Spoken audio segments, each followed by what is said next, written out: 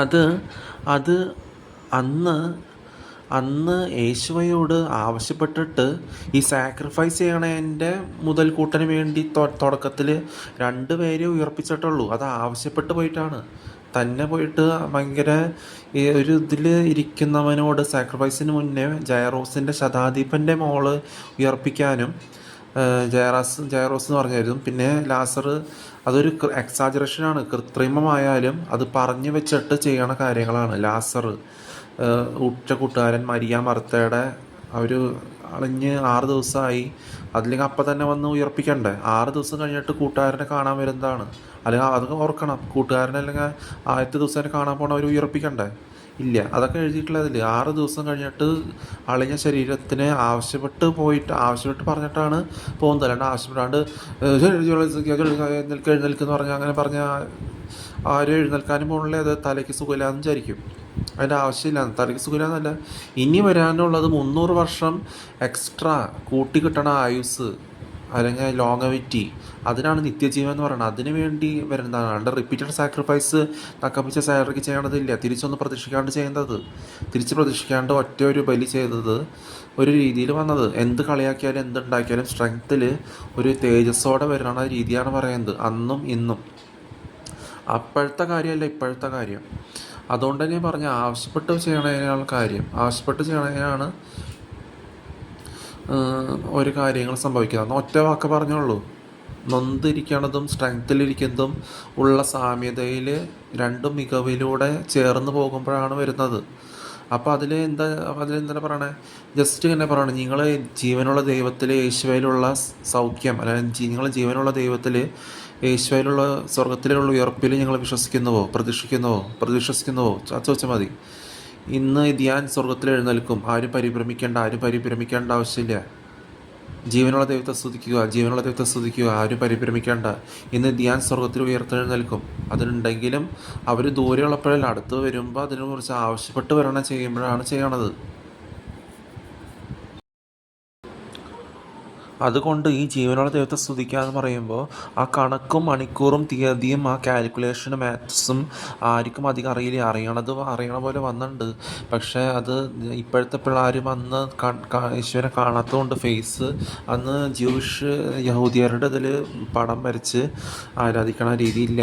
അപ്പോൾ ആ രീതിക്ക് തന്നെയാണ് ഇപ്പോഴും പോകുന്നത്. ഷിപ്പിലൊക്കെ കയറി വരുന്നു, വുഡൻ ഷിപ്പിൽ ഇവിടെ അവിടുത്തെ കാര്യങ്ങൾ കൈമാറുന്നതും, തോമസ് ആയാലും ആരായാലും സുമാസ് ആയാലും ഇവിടെ വന്ന് കൈമാറുന്നതും, വുഡൻ ഷിപ്പിൽ പണിപ്പെട്ട് ഇവിടെ വരെ കൊടുങ്ങല്ലൂർ വന്ന് ഇറങ്ങുന്നതും, തൃശ്ശൂരും കൊച്ചിയൊക്കെ അടുത്തടുത്ത് കിടക്കണടുത്തും കണ്ണൂരും ഒക്കെ വരുന്നത് ആ രീതിയിലാണ് പറഞ്ഞത്. അപ്പോൾ ഇത്ര പറയാനുള്ള, ആവശ്യപ്പെട്ട് വരണതെന്ന് വെച്ചാൽ ആയില്ല. അതുകൊണ്ട് പറയണത് ആവശ്യപ്പെട്ട് വരുമ്പോഴാണ്, ആവശ്യപ്പെടാണ്ട് ചെയ്യുന്നതല്ല. ജീവനുള്ള ദൈവത്തെ സ്തുതിക്കുക. വിഡിത്തത്തിൽ ഹുങ്കും പിടിച്ച് നിഷേധാവസ്ഥയും കൊണ്ട് എൻ്റെ നേരെ ചൂണ്ടി കാണിച്ച് ആൾക്കാർ ഇതിനകത്ത് തമ്മിൽ കൊല്ലിക്കണ രീതിയും കൊണ്ട് നടന്നു കഴിഞ്ഞിട്ട് ഒരു കാര്യമില്ല. പൂർണ്ണ വിശ്വാസം വേണം, ആവശ്യപ്പെടണം. നിങ്ങളാണ് ആവശ്യപ്പെടാത്തത്. അതിനെയാണ് പറയണത് ജീവനുള്ള ദൈവത്തെ സ്തുതിക്കുക. ഇന്ന് ജീവനുള്ള ദൈവത്തിൽ യേശുവേൽ ഇവരുടെ സ്വർഗത്തിൽ ഉയർക്കുമെന്ന് വിശ്വസിക്കുന്നുവോ? ആരും പരിപ്പിക്കാട്ട. ഇന്ന് ധ്യാൻ സ്വർഗത്തിൽ ഇന്ന് ഉയർത്തെഴുന്നേൽക്കും എന്ന് പറയുന്നത് അങ്ങനെയാണ് പറയുന്നത്. പിന്നെ ബോധത്തോടെ ആവശ്യപ്പെടാണ്ട് ചെയ്യുന്നത് വ്യത്യാസമുണ്ട്. ആവശ്യപ്പെട്ട പോലെ വന്നിട്ട് ചെയ്യുന്നത് വ്യത്യാസമുണ്ട്. അതൊക്കെ 8:24 കണ്ടിട്ട് മനസ്സിലാക്കിയിട്ട് മരിച്ചതാണ്. അത് കൊറ്റീശയാണ്, അല്ലെ വേറെ എന്തെങ്കിലും പെരുന്നാൾ എന്തെങ്കിലും ആഘോഷിക്കുന്നതാണ്, അല്ലെങ്കിൽ കുർബാന കളപ്പാട് കല്യാണത്തിലെ മനസ്സമ്മതം എന്നാണ് നമ്മൾ വിചാരിക്കുള്ളൂ. അപ്പോൾ ഒരു കാര്യം രാത്രി ആ ഒരു ചവിടപ്പ് നടത്തുകയല്ലോ മോർച്ചറിയിലോ, അങ്ങനെ സാധാ രീതിയിൽ ചിന്തിക്കുക, സാധാ രീതിയിൽ പറയാം, സാധാ രീതിയിൽ ചെയ്യുക. ആവശ്യപ്പെടുന്നത് സാധാ രീതിയിലായിക്കോട്ടെ. അപ്പോൾ ആ രീതിയിലാണ് നിങ്ങൾ ജീവനുള്ള ദൈവത്തിൽ യേശുവയിലുള്ള സ്വർഗത്തിലുള്ള ഉയർപ്പിൽ നിങ്ങൾ വിശ്വസിക്കുന്നുവോ? ജീവനുള്ള ദൈവത്തെ സ്തുതിക്കുക. ആരും പരിഭ്രമിക്കേണ്ട ആവശ്യമില്ല. ഇന്ന് ഇത് ഞാൻ സ്വർഗത്തിൽ ഉയർത്തെഴുന്നേൽക്കും എന്ന് പറയുന്നത് അതുകൊണ്ടാണ്. ലോങ്ങവിറ്റിയുടെ കാര്യം പറയണം. കുറച്ച് നാൾ കഴിയുകയാണെങ്കിലും ഗ്രേറ്റർ ദാൻ 300+ കൊറോണ ഡെറിവേറ്റീവ് എന്താണെങ്കിലും അത് ലോങ്ങവിറ്റി, ആയുസ് കൂടുന്നതനുസരിച്ചുള്ള നിത്യജീവനെ കുറിച്ചാണ് ഇപ്പോഴത്തെ അവസ്ഥ വരുന്നത്. ഇതിപ്പോൾ എന്ന് പറയുന്നത് അങ്ങനെയാണ്. അതുകൊണ്ട് റിപ്പീറ്റഡ് സാക്രിഫൈസ് വിലയില്ലാണ്ട് ചെയ്യണത് മാതൃകയായിട്ട് കണ്ടാലും ഇതൊന്നും വെറുതേക്ക് ചെയ്യരുത്. നക്കപ്പിച്ച സാലറിക്ക് ജീവൻ്റെ അകത്ത് വിഗ്രഹങ്ങളെ ആരാധിച്ചിട്ട് അങ്ങനെ ചെയ്യുന്ന കാര്യമില്ല. ഏത് സുറായി ആണെങ്കിലും അന്ന് ലാസറിനെയും ജയറോസിനെയൊക്കെ ഉയർപ്പിച്ചത് അന്ന് അവർ കുറച്ച് വയസ്സായി കഴിഞ്ഞിട്ട് വീണ്ടും അവർ ഈ മരണം തന്നെ വാങ്ങിയിട്ടുണ്ട്. ഇവരെന്നെ വീണ്ടും മരിച്ചിട്ടുണ്ട് ഉയർപ്പിച്ചത്. അത് എക്സാജറേഷൻ ആണെങ്കിലും അത് കാട്ടിക്കൂട്ടലാണെങ്കിലും എന്ത് സാക്രിഫൈസിന് വേണ്ടിയുള്ള ഒരു നൊന്തും സ്ട്രെങ്ത്തിലും ഇരിക്കണം അതിൻ്റെ ചേർച്ചയോടെ ചെയ്തതാണെങ്കിലും അതിനൊക്കെ അതിൻ്റെ ഇടയിൽ അതുകൊണ്ടാണ് പറയണേ അവർ അന്ന് ഉയർപ്പിച്ച ചിലർ രണ്ടുപേരും ഉയർപ്പിച്ചിട്ട് അവർ വീണ്ടും മരിക്കാനിടയുണ്ട്. പിന്നെ എപ്പോഴെങ്കിലും യേശുവൊക്കെ സാക്രിഫൈസ് ചെയ്ത് ആ ഒരു ഉയർപ്പും ഗോഡ്സ് ഓൺ കൺട്രി ഹെവനിൽ പോയിട്ടുണ്ടെങ്കിലും അതിൻ്റെ അനുസരിച്ച് പിന്നെയും മരിക്കാനിടയുണ്ട് അവരൊക്കെ. അതിൻ്റെ ഇടയിൽ ലാസറും ജയറോസിനെ കുറിച്ച് പറയാനുള്ളൂ. അതിൻ്റെ ഇടയിൽ കുറേ തള്ളകളും തന്തകളും വയസ്സായവരും ചെറിയ പിള്ളേരും പല വൈൽഡ് അനിമൽസിൽ നിന്ന് പണി കിട്ടി അവർ കുറേ പേരൊക്കെ അന്ന് മരുന്നൊന്നും ഇല്ലല്ലോ, അധികം മെഡിസിനൊന്നുമില്ല. തൈലം തയ്ക്കുന്നതാണ് വല്ല ലെപ്രസി വന്നാലും പനി വന്നാലും ഒലീവ് ഓയിൽ. അപ്പം അന്ന് അവരുടെ ഭക്ഷണം അനുസരിച്ച് എല്ലാം എണ്ണയും തയ്ക്കുമ്പോഴും രോഗാവസ്ഥയ്ക്ക് ഹാർട്ട് ബീറ്റ് നിലച്ചോ ഇല്ലയെന്നൊന്നും അവർ കാണാനും മെഡിക്കൽ സയൻസ് ഒന്നും അന്ന് അഡ്വാൻസ് ആയിട്ടില്ലേ. 20th സെഞ്ചുറി മുമ്പ് എന്ത് കണ്ടുപിടിച്ചിട്ടുണ്ടോ ഒന്നും കണ്ടുപിടിച്ചിട്ടില്ലേ ഒന്നും പഴമ. അപ്പോൾ അന്ന് യുദ്ധങ്ങൾ നടക്കുന്നുണ്ട്, പലരും മരിക്കുന്നുണ്ട്, പല തന്ത്രങ്ങൾ അവരെ ആരും ഉയർപ്പിക്കാൻ പോയിട്ടില്ലേ.